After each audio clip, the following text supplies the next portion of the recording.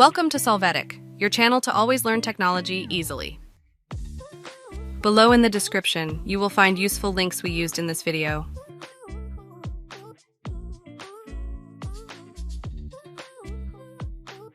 Today in Solvetic, we will see how recover unsaved Word document after computer restarts shutdown Windows. Open Word. From the File menu, click on Info.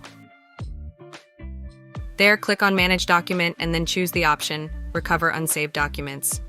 Select the desired file and click on Open. You can see your recovered file. Alternatively, in the File menu, click on Open.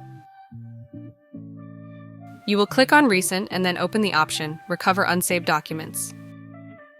Choose the file to recover and click on Open to access its content. Hey, remember to subscribe Solvetic channel.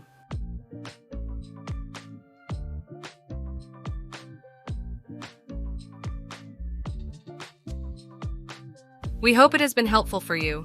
Here are links to watch more videos of your interest and subscribe to the Solvetic channel. Thank you.